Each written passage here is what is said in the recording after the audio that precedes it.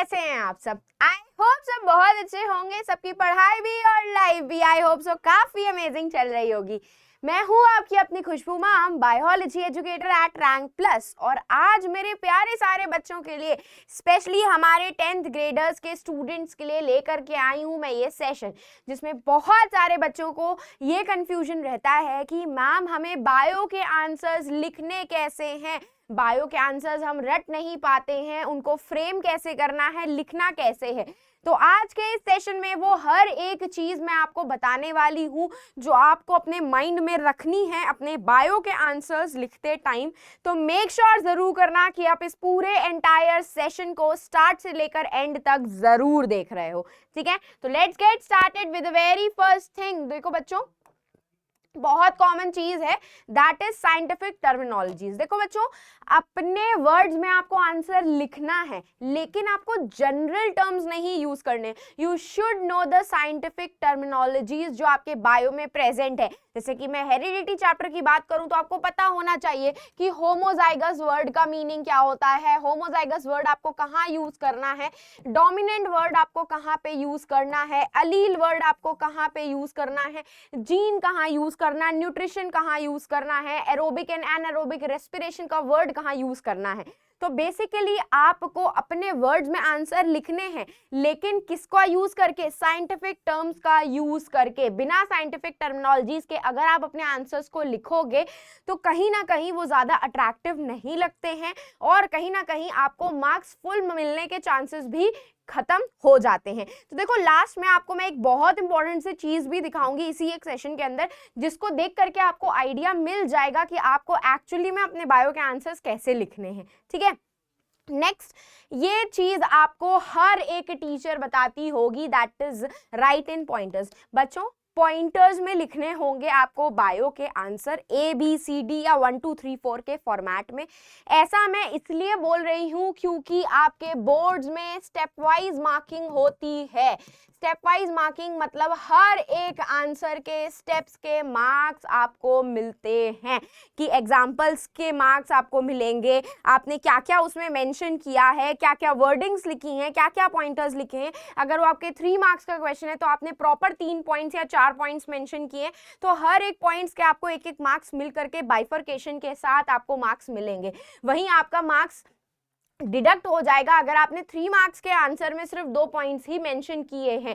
तो इसीलिए टीचर्स आपको बोलती हैं कि हमेशा आपको पॉइंटर्स के फॉर्मेट में ही आंसर लिखने होते हैं।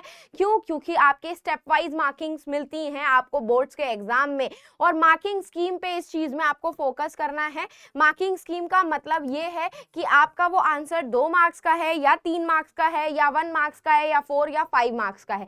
ये सब चीजें आपको ध्यान में रखनी पड़ेंगी कि ये क्या क्या चीजें हैं जिसकी वजह से आपको टीचर्स बोलती हैं पॉइंटर्स में लिखने के लिए, ताकि हर एक पॉइंट्स के मार्क्स आपको प्रॉपर अमाउंट में, हर एक स्टेप्स के मार्क्स आपको प्रॉपर अमाउंट में मिल सके।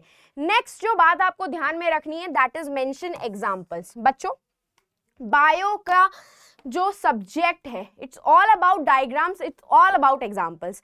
How do organism reproduce chapter उठा करके देखोगे तो unisexual flowers, bisexual flowers, self pollination, cross pollination, budding, hydra, इन सब के जितने भी एग्जांपल्स हैं, अगर उनसे रिलेटेड क्वेश्चन आता है या ऐसा कोई क्वेश्चन आता है जिसका एग्जाम्पल आपने पढ़ा हुआ है, तो प्लीज मेक श्योर जरूर करना कि आप उसमें एग्जाम्पल जरूर मेंशन करके आ रहे हो। जैसे कि आपने एरोबिक एंड एनारोबिक रेस्पिरेशन पढ़ा, आपको पता है कि एरोबिक रेस्पिरेशन ह्यूमंस में होता है, तो आप एग्जांपल में मेंशन करके आ रहे हो ह्यूमंस में हो रहा है या एनिमल्स में हो रहा है।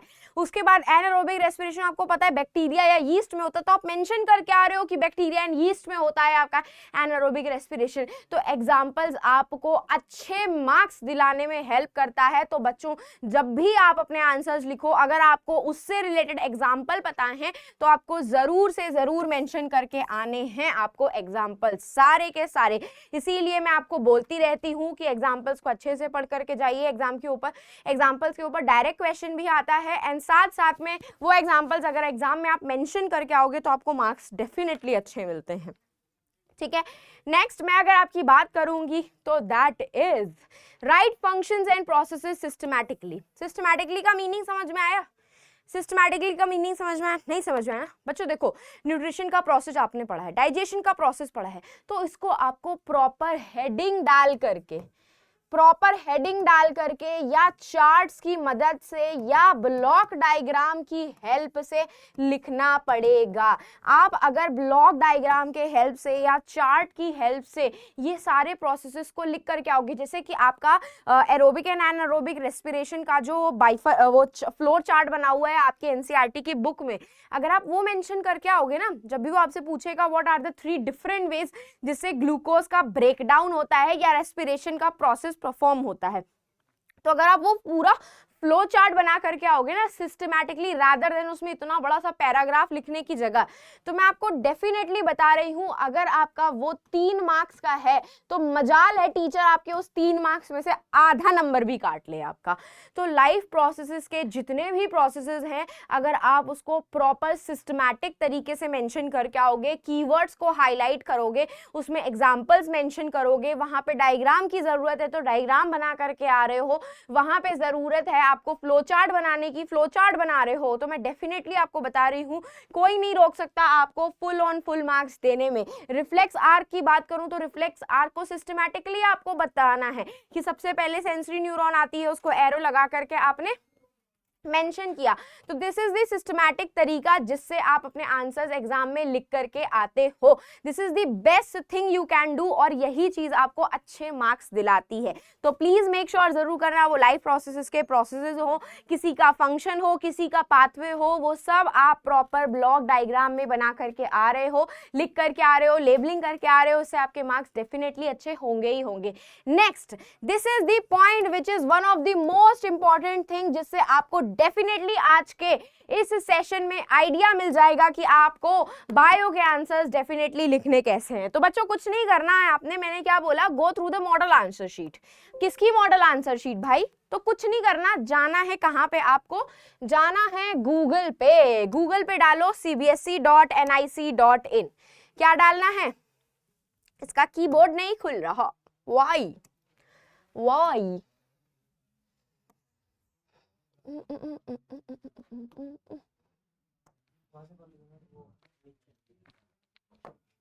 ये खुल गया क्या?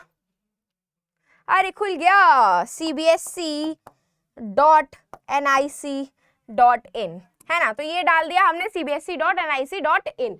ठीक है, अब cbse.nic.in पे जब आप जाओगे, जस्ट अ सेकेंड, यहाँ पे हमने रिज्यूम हिस्ट्री कर दिया है ये, तो ये रहा आपका मेजर साइट उसकी। अब ये जो साइट है आपकी, इसमें जाना है कहाँ पे आपको? मेन वेबसाइट पे। ये मेन वेबसाइट पे गए, स्क्रॉल डाउन करना है आपको, ये गए आप स्क्रॉल डाउन पे, और आपको अपने लेफ्ट हैंड साइड पे मिलेगा बोर्ड एग्जामिनेशन का ये जो कॉलम, इसी को क्लिक करना है, इसको स्क्रॉल डाउन करोगे, यहां मिलेंगे आपको मॉडल आंसर्स। ये मॉडल आंसर्स पे बस आपको क्लिक करना है और आपका ये पेज ओपन होकर के आएगा, जिसमें आप देख सकते हो कि जो जो कैंडिडेट्स जिसने 2024 में, 23 में, 22 में टॉप किया है, उन सबकी आंसर शीट आपकी अवेलेबल है। तो ये रहा 2024 10th का, मैंने साइंस का डाउनलोड किया। ठीक है, ये साइंस का डाउनलोड करने के बाद मैंने खोली ये zip file, just a second, हाँ एक्सट्रैक्ट, ओके, बस ये खुल जाए आपकी बस ये खुल जाए, अगर ये खुल गई तो बस हमारे ही व्यापार न्यारे होने वाले हैं। जस्ट अ सेकेंड, मैं इसको एक्सट्रैक्ट करती हूँ। एक नया ही फोल्डर बना लिया जाता है। ठीक है, एक काम करते हैं हम,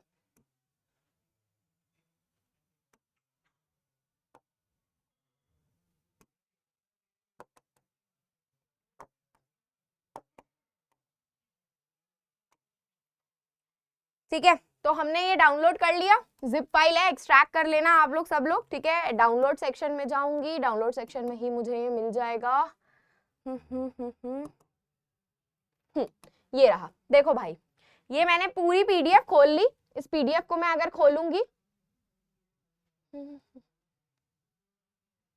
माइक्रोसॉफ्ट एज पे खुलेगी क्या? ये नहीं खुल रही है, कोई बात नहीं, हम इसको गूगल वर्ड पे ही खोल लेते हैं, काम करते हैं, चलो कोई नहीं, वर्ड पे ही खोल लेते हैं हम। ओके, ठीक है, खुल जाएगी तो देखते हैं भाई। Converting science PDF, just a second बच्चों। तो देखो बच्चों, यहाँ पे मैं आपको ये मॉडल आंसर शीट इसीलिए दिखा रही हूँ क्योंकि अगर आपने ये मॉडल आंसर शीट देखी तो आपको समझ में आ जाएगा उस बच्चे ने ना सिर्फ बायो के क्वेश्चन, ना सिर्फ बायो के साथ साथ में फिजिक्स और केमिस्ट्री के क्वेश्चन भी कैसे सॉल्व किए हुए हैं। आपको ये हर एक चीज एग्जाम में समझ में आ जाएगी। तो मैंने आपको पर्टिकुलरली डाउनलोड करना बता दिया है। अब यहाँ पे वर्ड आपका रिस्पॉन्ड नहीं कर रहा है तो मैं कुछ कर नहीं सकती हूँ, बट आप बेसिकली यहाँ से अपनी पूरी फाइल डाउनलोड कर सकते हो, यहाँ से ये पूरी फाइल को ओपन कर सकते हो। अब ओपन विद यहाँ पे तो हो नहीं रहा है तो हम गूगल क्रोम से ही खोल लेते हैं। ये देखो भाई, ये खुल गई आपकी शीट। तो ये रही आपकी आंसर शीट जो है। इसको आंसर शीट को अगर आप देखोगे, ये देखो, ये रही आपकी आंसर शीट। उस बच्चे ने कितने तरीके से रफ वर्क यहाँ किया हुआ है। मैंने आपको बोला कितने सिस्टमैटिक तरीके से उसने पाथवे लिखा हुआ है एरोस की फॉर्मेशन करके। तो दिस इज द राइट तरीका। सबसे अच्छा और बेस्ट तरीका होता है किसी भी पाथवे को डिफाइन करने का, किसी भी फंक्शन को, किसी भी प्रोसेस को डिफाइन करने का। अब ये मॉडल आंसर शीट आपको cbse.nic.in की वेबसाइट पे मिल जाएगी। आप खुद देख सकते हो कि कितने तरीके से उसने आंसर सारे लिखे हुए हैं। ये देखो, सेक्शन बी में आपका आ गए हम। ये देखो, cramps are caused due to the formation of lactic acid in muscle cells. तो क्रैम्प्स वर्ड यूज किया, लैक्टिक एसिड उसने वर्ड यूज किया, और ये लैक्टिक एसिड कहाँ से आया? आपका एनारोबिक रेस्पिरेशन से आया जो आपके मसल सेल्स में होता है। तो ये सारे साइंटिफिक टर्मिनोलॉजीज आपको यहाँ पे यूज करनी पड़ेंगी जिसको वो एनारोबिक रेस्पिरेशन बोलते हैं। ये देखो, मल्टीपल फिजन किसमें होता है? प्लाज्मोडियम में होता है। लीशमैनियम में बाइनरी फिजन होता है। तो एग्जाम्पल्स के साथ ये जो क्वेश्चन पूछा गया था, प्रॉपर एग्जाम्पल के साथ उन्होंने उस पूरे क्वेश्चन को डिफाइन किया है। तो दिस इज द बेस्ट तरीका समझने का कि बायो के आंसर्स आपको लिखने कैसे हैं। पॉइंटर्स में लिख करके आने हैं, साइंटिफिक टर्म्स का ही यूज करना है। जहां पे रिक्वायरमेंट हो रही है सिस्टमैटिक तरीके से एरो बना करके, फ्लो डायग्राम या फ्लो चार्ट बना करके एक्सप्लेन करके आइए क्वेश्चन को। डायग्राम की जरूरत है, बना के आइए। और जहां जहां पे एग्जांपल्स मेंशन आप कर सकते हो, डेफिनेटली एग्जांपल्स मेंशन करके आओ भाई। एग्जाम में आपको डेफिनेटली बहुत अच्छे मार्क्स मिलने वाले। ठीक है बच्चों, तो बस इतना सा मुझे आप सबसे कहना था कि ये सारे पॉइंटर्स को याद रखिएगा बायो के आंसर्स लिखते टाइम पे। और मैं आपको लास्ट में एक प्यारी सी गोल्डन टिप यही दूंगी कि अगर आपने मॉक टेस्ट पेपर प्रैक्टिस नहीं किए हैं तो प्रैक्टिस करिए। ये मॉक टेस्ट पेपर आपको आइडिया देंगे कि आपको एग्जाम में अपने बायो के आंसर्स कैसे लिखने हैं। तो हम फिर मिलेंगे चलते चलते ऐसे ही नेक्स्ट अमेजिंग सेशन में। तो bye guys and take care. जाते जाते सेशन को लाइक कर दीजिएगा, चैनल को सब्सक्राइब कर दीजिएगा, क्योंकि जब भी आपके ऐसे अमेजिंग सेशंस आते हैं तो नोटिफिकेशन आपको YT से, हमारे चैनल से जरूर पहुंचेगा। तो वो नोटिफिकेशन मिस आउट ना हो जाए इसके लिए चैनल को सब्सक्राइब करना जरूरी हो जाता है। चलो बाय गाइस।